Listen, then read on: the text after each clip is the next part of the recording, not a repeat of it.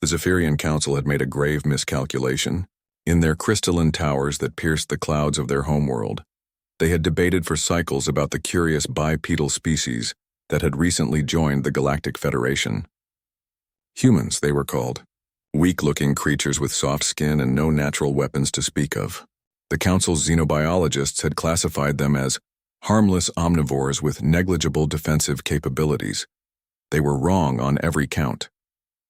Commander Zarthek of the Zephyrian Supremacy Fleet had been tasked with what his superiors called a routine compliance inspection of the human colony ship Wandering Star. The massive vessel, home to nearly 50,000 humans, had been making its way toward the Kepler 442 system when Zarthek's dreadnought intercepted it. Standard procedure, he told himself. The humans needed to understand their place in the galactic hierarchy. The boarding party had gone smoothly at first. The human captain, a weathered woman named Sarah Chen, had cooperated fully with the inspection. Her crew remained calm, even when Zephyrian soldiers pushed them around with unnecessary force. Zarthek began to believe the intelligence reports about human passivity. Then Private Kethmore made his fatal mistake. In the ship's residential sector, a small human child, barely past infancy by their species standards, had wandered into the corridor.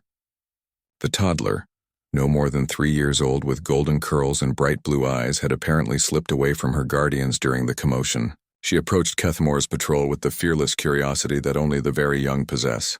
"Hello," she said in her tiny voice, holding up a stuffed animal. Some sort of brown furry creature with button eyes. Kethmore, young and eager to prove his dominance, had snatched the toy from the child's hands and crushed it beneath his armored boot. The little girl's face crumpled and she began to cry, a sound that echoed through the ship's corridors like a death knell. That was when Zarthek learned the first rule about humans: never harm their young. The change was instantaneous. The previously cooperative crew became something else entirely. Their eyes hardened to chips of ice. Their movements became predatory, and their voices dropped to whispers that somehow carried more menace than any roar. Captain Chen's expression shifted from professional courtesy to something that made Zarthek's scales crawl. "You have 5 seconds to pick up my daughter and apologize," Chen said quietly, her words cutting through the air like sharpened plasma. Kethmore laughed. "Or what, flesh creature? You'll cry at me?" He never saw the combat knife that appeared in Chen's hand, nor the dozen other weapons that materialized in the grasps of her crew. The humans moved with a fluid, deadly grace that contradicted every assessment in Zarthek's files. Within moments, half his boarding party was unconscious, and the other half found themselves staring down the barrels of improvised weapons that looked disturbingly effective. "Return to your ship," Chen said, cradling the sobbing child. "Now." Zarthek's pride wouldn't allow such a retreat. He called for reinforcements. The battle that followed became known throughout the galaxy as the Lullaby War, though no Zephyrian would ever speak its name without a shudder. What began as a routine inspection became a months-long conflict that redefined galactic understanding of human capabilities. The humans didn't just fight, they sang while they fought. As their fleets engaged Zephyrian dreadnoughts, human voices could be heard across communication channels, singing soft, melodic songs in their various languages. Lullabies, the xenolinguists later determined, the same gentle melodies they used to comfort their young. But there was nothing gentle about how the humans wielded them. The psychological warfare was devastating. Zephyrian crews found themselves haunted by the contrast between the tender melodies and the ruthless efficiency with which human ships dismantled their fleet formations. The songs seemed to follow them everywhere, in their dreams, in the silence between battles, in the moment before human boarding parties breached their hulls. "Twinkle, twinkle, little star" became a phrase that sent seasoned Zephyrian warriors into panic attacks. "Rock-a-bye, baby" in the treetop preceded the destruction of 3 Zephyrian colonies.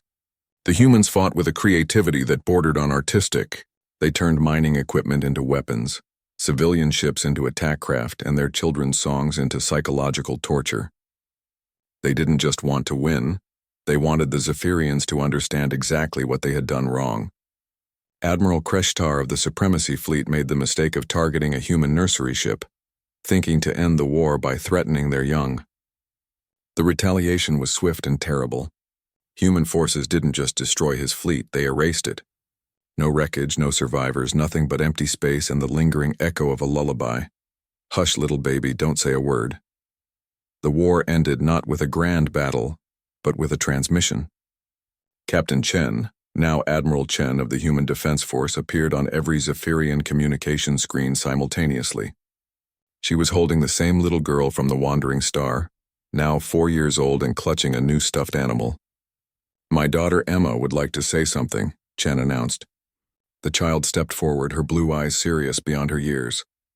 In a clear, sweet voice that carried across the galaxy, she sang, Brahms' lullaby, go to sleep. Close your eyes and slumber deep.